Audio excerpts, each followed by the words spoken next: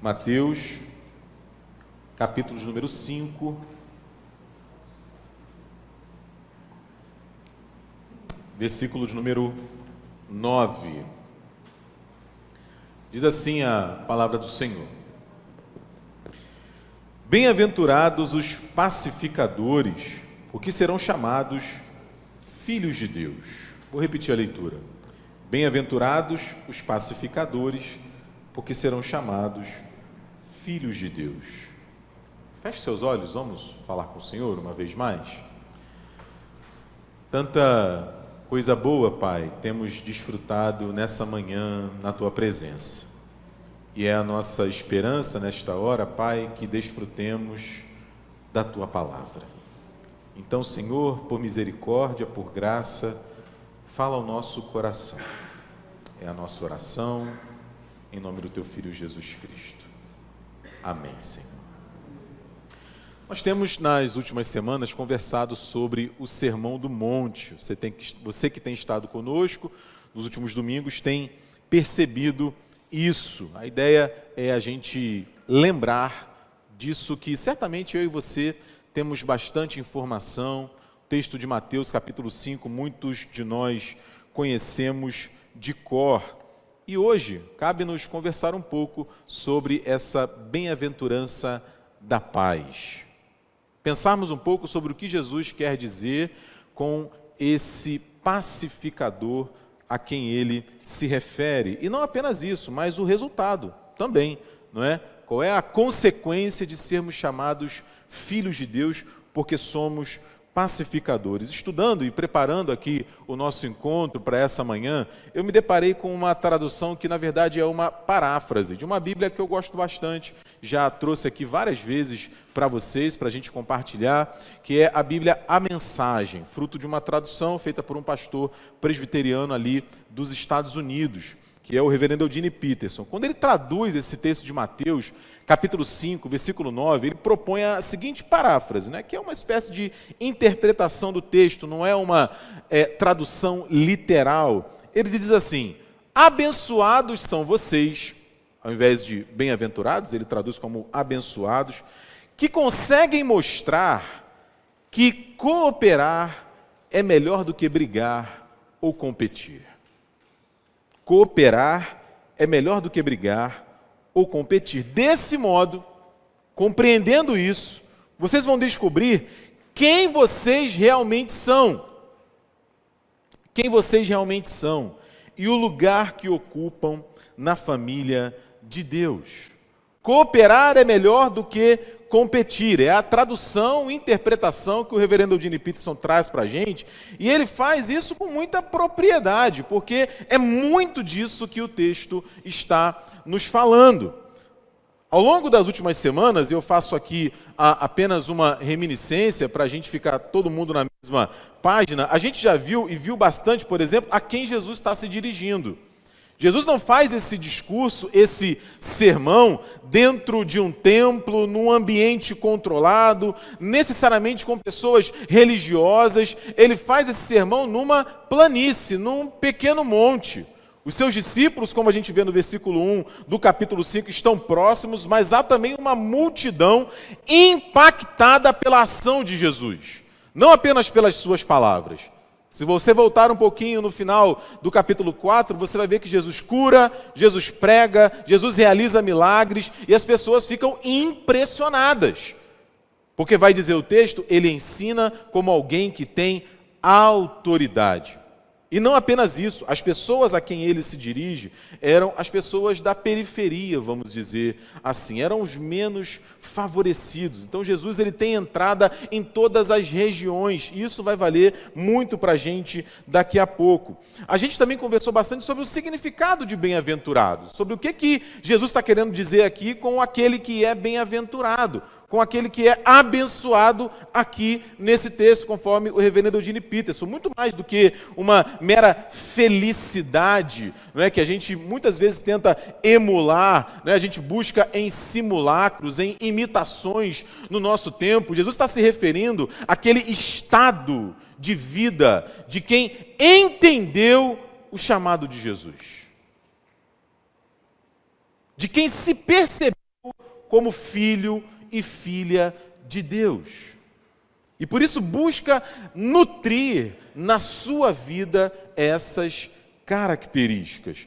E por que eu chamo de nutrir essas características? Porque é interessante, hoje o pessoal vai para o hotel, vai fazer cruzeiro. Se você já teve essa experiência, deve ter percebido isso. Tem aquilo que, eu não sei se eu vou saber falar, viu, Vitor? Porque meu inglês é meio Joel Santana, com todo respeito ao nosso, né, mítico treinador, né, mas é aquela coisa do all inclusive. Não tem aquela coisa all inclusive?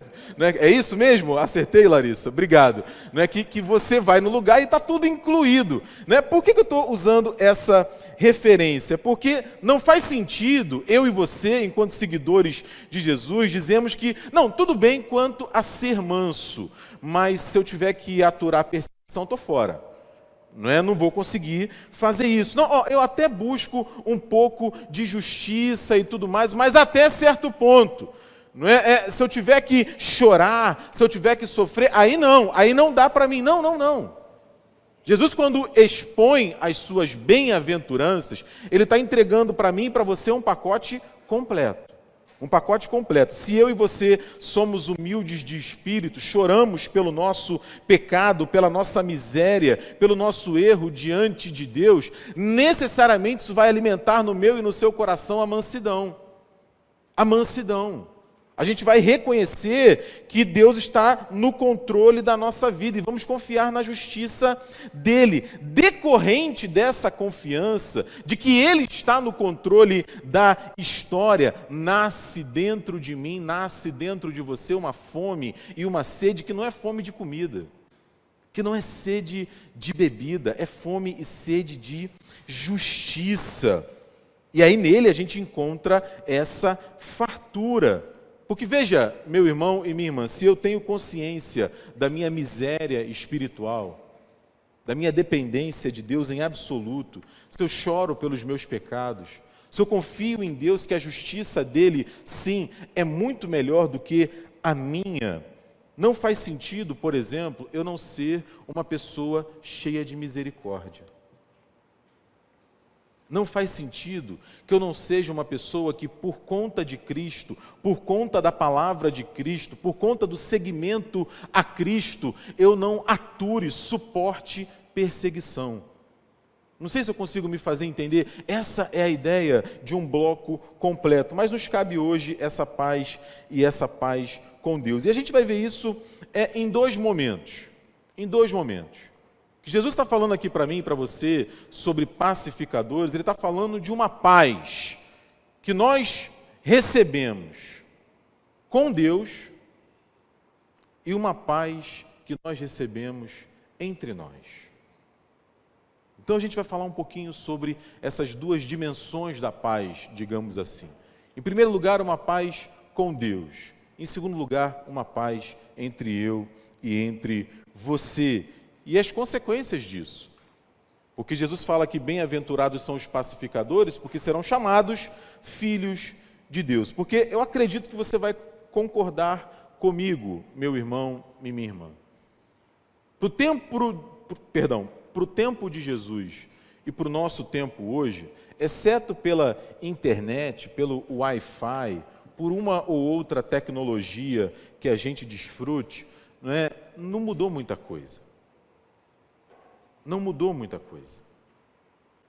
É muito fácil a gente imaginar o espanto daqueles primeiros ouvintes de Jesus, quando ele, que se apresenta como o Messias, ele não se apresenta como um líder político, um líder guerreiro, um monarca que, através da força do exército e da espada, traria a outrora grandiosa glória dos reinos de Davi e de Salomão. Era essa a expectativa de boa parte do povo. O pessoal imaginava que Jesus ia simplesmente empunhar a espada, formar ali os seus exércitos, invadir Roma, destronar o César e mostrar o seu real poder. Os discípulos perguntam para Jesus: vem cá, Senhor, lá em Atos capítulo 1, versículo 6, é agora que o Senhor vai restaurar o reino de Israel? É agora? Jesus dá até uma resposta assim meio meio chega para lá, né? Não compete a vocês saber os tempos e as épocas, mas vocês serão as minhas testemunhas em Jerusalém, Judéia, Samaria, até os confins da terra. Num outro momento, Jesus fala que vai morrer. Como assim vai morrer? Um discípulo mais chegado, que você vai se lembrar bem, chega para ele, e eu gosto de pensar que aconteceu assim, né? Que isso, Senhor? Morrer para quê? Não faz isso não. A gente está quase aqui, né? Eu ia usar uma metáfora futebolística, mas eu acho que não é legal, né? Melhor não, né? Melhor não, né? A gente está quase aqui, pertinho. Vai morrer para quê? Num outro momento, um quer se assentar à sua direita e o outro à sua esquerda. Porque eles estão imaginando, gente, está no inconsciente deles. Ele vai tomar o poder. E nós precisamos fazer parte disso. Mas Jesus responde para eles que o reino dele não é deste mundo. O reino dele não é deste mundo. Aliás, essa é uma imagem que eu nunca vou esquecer, né? Tá gravada na minha cabeça. No momento em que Jesus vai ser preso, vem o soldado e ele tenta arrancar o quê, presbítero Eduardo? A cabeça, perdão, né? Ele vai prender Jesus. E aí o apóstolo Pedro tenta arrancar a cabeça do soldado, do Malco. Mas aí ele se desvia. E a espada pega onde? Na orelha. Imagina se o homem mirou na orelha, gente. Ele queria arrancar a cabeça do cara. O cara se desviou. E aí Jesus repreende ele. E Jesus fala o que para ele? Pedro, guarda a espada. Por quê? Quem vive pela espada, morre pela espada.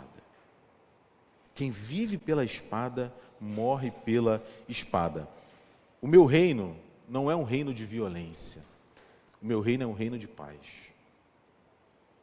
O meu reino não é um reino de violência. O meu reino é o reino de paz. O que isso quer dizer, então? Primeiro, num aspecto da nossa paz com Deus. O pastor Martin Lloyd Jones, um grande pastor da igreja anglicana que viveu ali no meio do século passado, ele tem um comentário espetacular sobre o Sermão do Monte que eu recomendo você demais que você procure, publicado em português pela editora Fiel, se você quer saber um pouco mais sobre esse assunto. Quando ele começa a falar sobre esse texto, ele faz algumas indagações que são muito necessárias, né? Ainda hoje, e esse livro é de 1971, mais de 50 anos, ele pergunta o seguinte: por que há tantas guerras no mundo?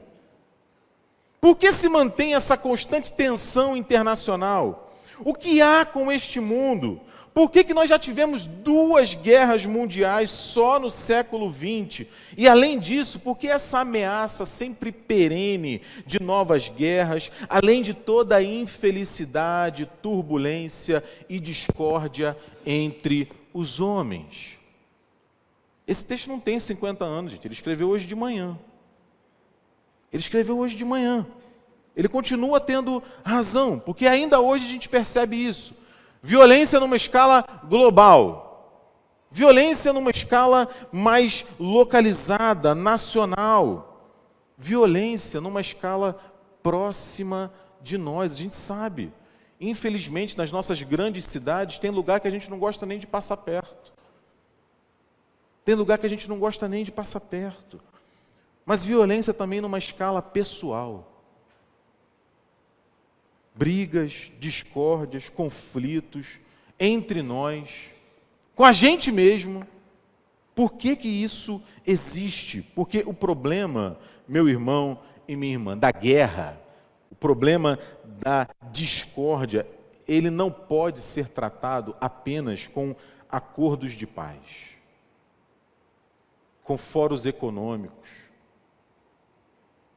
com Prêmio Nobel da Paz. Embora todas essas iniciativas sejam necessárias e louváveis. Porque o que a Bíblia vai dizer para mim e para você, que o problema da guerra e da violência tem a ver com o pecado. Tem a ver com a nossa separação de Deus. E aí o Dr. Lloyd Jones, doutor porque ele era médico, ele nos ajuda mais uma vez. A explicação para todas as nossas dificuldades é a concupiscência, é a cobiça, é o egoísmo, é o egocentrismo dos homens. Essa é a verdadeira causa de todas as dificuldades e discórdias, sem se importar se isso envolve indivíduos, grupos dentro de uma mesma nação ou nações entre si.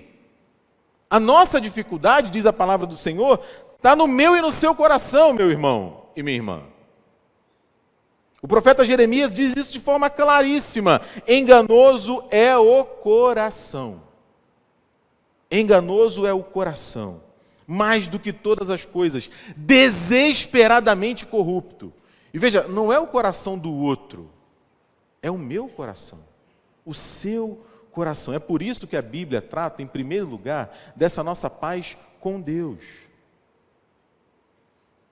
Porque o pecado, como diz o profeta Isaías, ele põe separação entre nós e Deus. Aí o apóstolo Paulo vai dizer assim, lá em Romanos, no capítulo 5, versículo 1: justificados, pois, tornados justos, pois, mediante a fé, temos paz com Deus por meio de nosso Senhor Jesus Cristo. É Jesus Cristo, meu irmão e minha irmã, quem resolve esse problema dessa guerra entre nós e Deus. É por isso que ele é chamado de o príncipe da paz. Porque ele faz a paz entre nós e Deus. E é muito interessante pensar nas armas que Jesus utiliza para fazer essa paz. Não sei se você já parou para pensar sobre as armas que Jesus utiliza. Uma arma poderosíssima que Jesus utiliza é uma vida obediente. E uma vida obediente até a morte. O apóstolo João diz que ele, tendo amado os que eram seus, amou-os até o fim. Uma outra arma que ele utiliza é revelar a vontade do Pai. É mostrar o desejo do Pai para mim e para você. É extraordinário perceber que para fazer a paz, Jesus sofre a violência.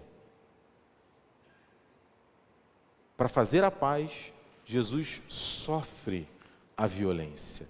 Ele morre na cruz. Quando a gente celebra a ceia, como a gente fez no domingo passado e fazemos rotineiramente, a gente celebra exatamente isso. Essa paz que Deus estabeleceu entre nós através de Jesus Cristo. E aqui a gente tira algumas lições. E você precisa pensar sobre isso. Eu preciso pensar sobre isso. Em primeiro lugar, eu tenho consciência dessa paz com Deus que Cristo conquistou para mim?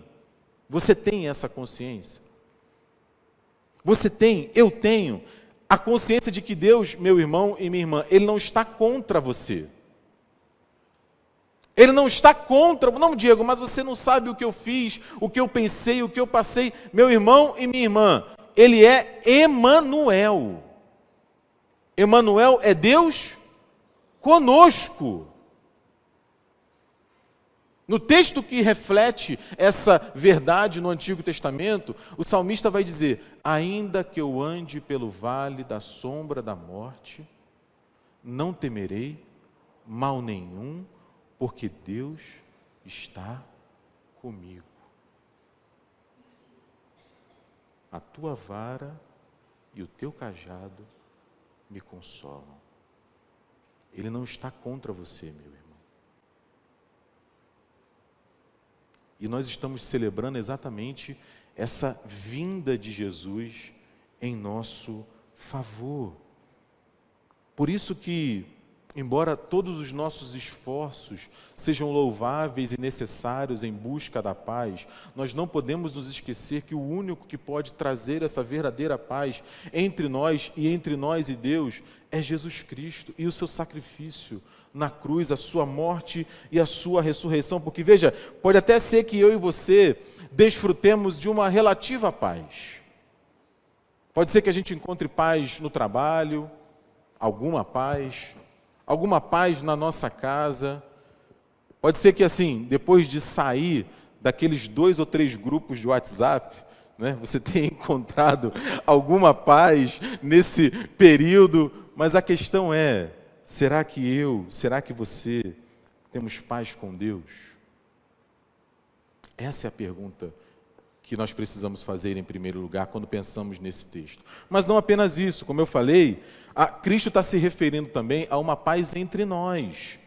Ele diz, bem-aventurados os pacificadores, porque serão chamados filhos de Deus. E como eu me referi agora há pouco, o reverendo Eugene Peterson fala, abençoados são vocês que conseguem mostrar que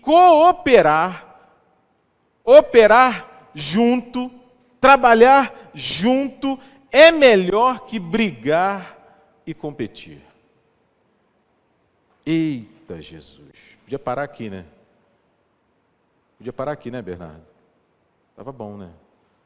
Porque, sabe, eu não sei se já tem esse livro, acho que seria um livro bom, presbítero, né? O que Jesus não precisava dizer.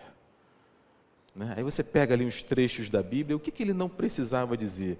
Porque, gente, os filhos de Deus são chamados para cooperar. É isso que ele está falando. É uma característica dos filhos de Deus, cooperar.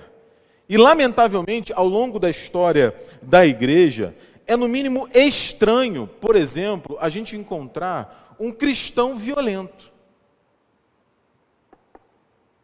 Um cristão violento.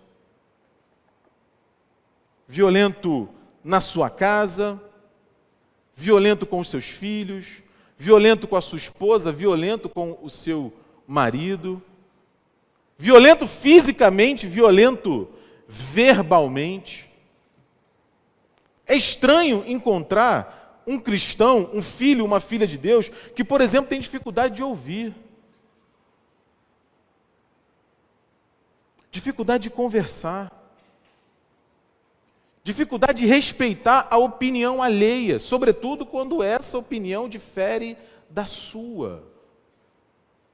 E aí a gente tem a figura grotesca, bizarra, do cristão intolerante. Porque a gente abre as páginas do Evangelho e a gente vê Jesus conversando com a prostituta. E a gente vê Jesus conversando com o cobrador de impostos, que naquele momento da história a gente sabe não era muito diferente a sua reputação da prostituta. A gente vê Jesus conversando com o religioso hipócrita. Muitas vezes a sua conversa era incisiva, é verdade. Era dura, é verdade. E outras tantas era acolhedora. Independente da circunstância, a porta sempre estava aberta ao diálogo. Sempre estava aberta ao diálogo. Porque, veja, meu irmão e minha irmã, o texto está falando uma coisa muito interessante. Nós acabamos de lembrar que nós éramos inimigos de Deus. Através de Cristo, Ele fez a paz entre nós. Mas não apenas isso, Ele poderia simplesmente ter feito a paz e ter nos deixado à margem. Mas não, o texto fala que nós fomos feitos filhos e filhas de Deus. Ele nos trouxe para perto, para junto. Você se lembra da parábola do filho pródigo? Talvez seja um dos textos que mais retratam isso.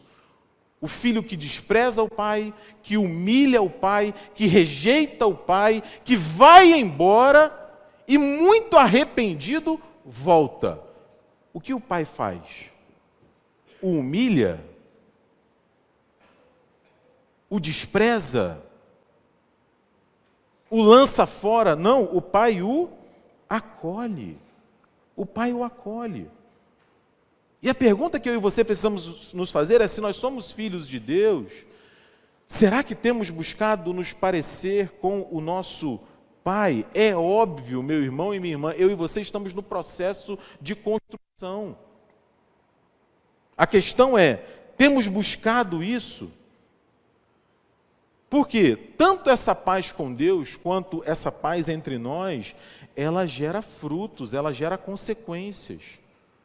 É claro que eu e você hoje não vamos morrer uns pelos outros. Jesus já morreu por nós, é a morte dele que nos traz salvação. O nosso papel, contudo, é anunciar e viver essa paz.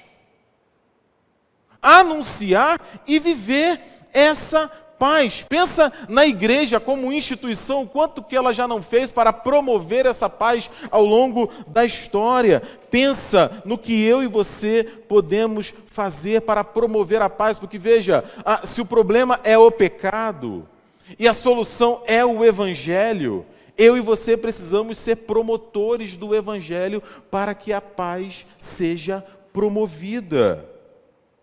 E aqui eu preciso fazer uma ressalva e a gente caminha para o final.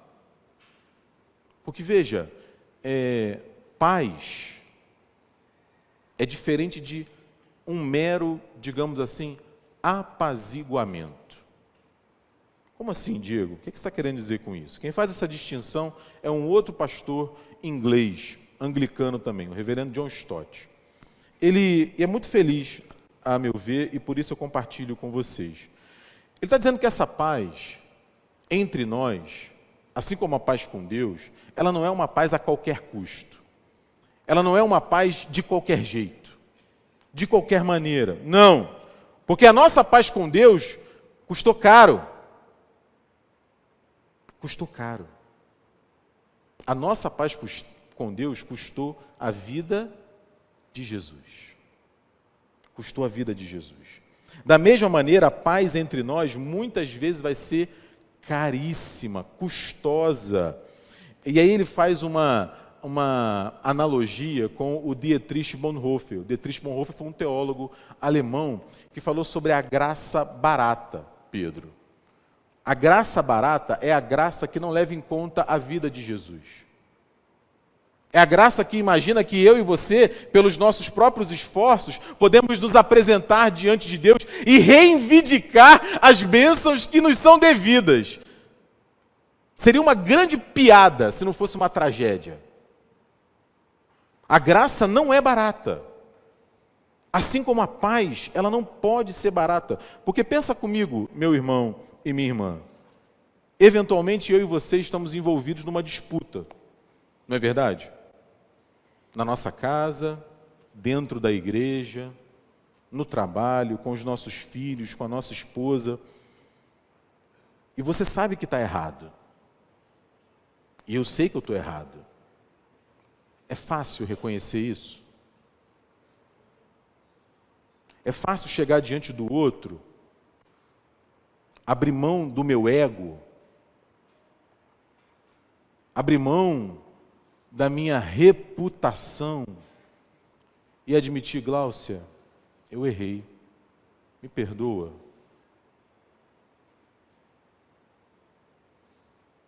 A gente faz isso com facilidade? Custa caro, mas faz a paz. Mas muitas vezes a gente fica no conflito. Mas o contrário é verdadeiro. O outro está errado. E a gente sabe que o outro está errado. E o outro vem até nós para pedir perdão, para fazer a paz. E a gente aceita esse perdão com facilidade?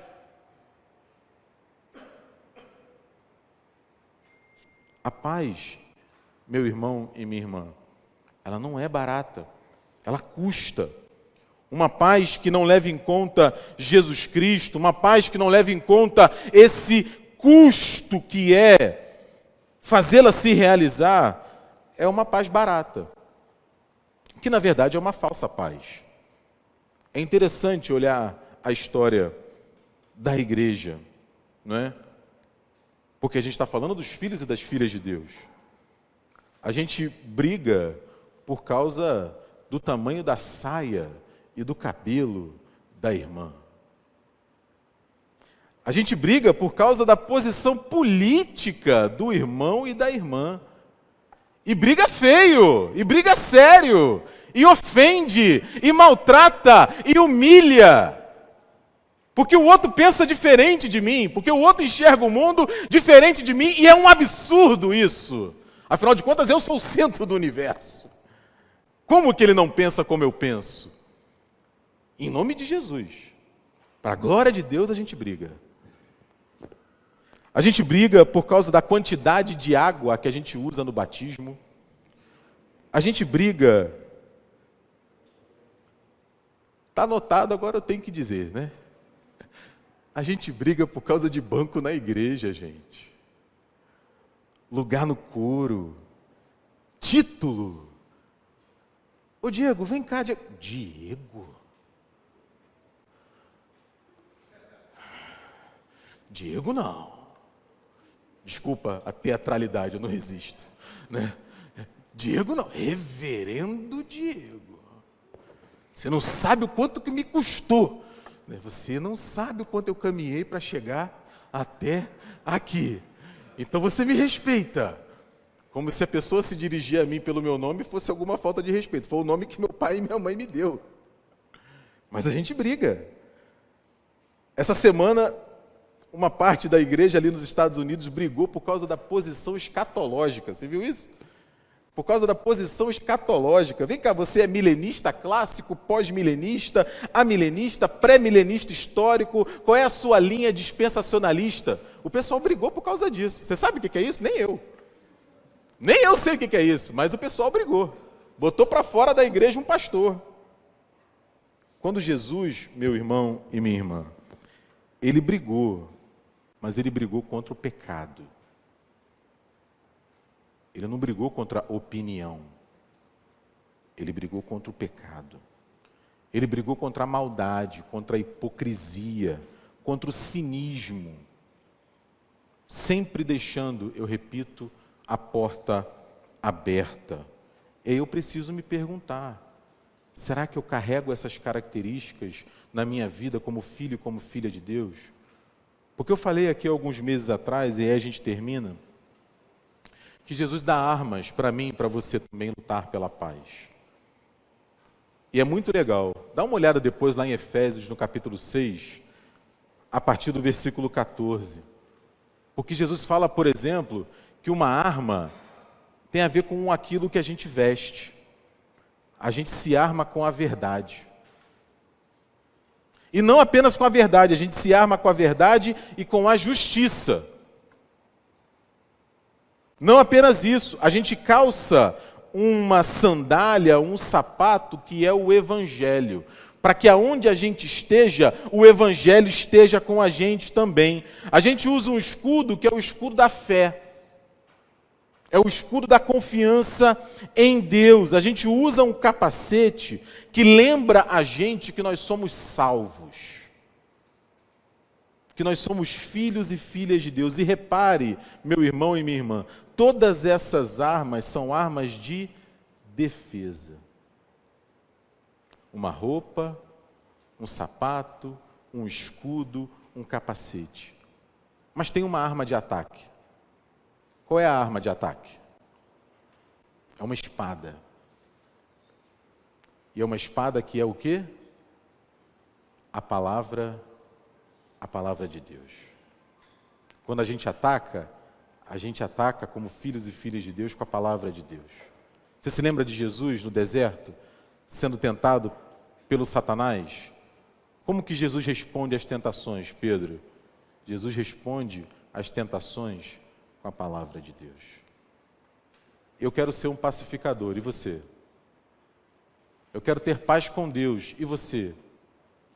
Eu quero ter paz com você, meu irmão e minha irmã, e que essa paz esteja sempre presente nas nossas vidas. Amém? Vamos orar? Feche seus olhos, vamos falar com o Senhor.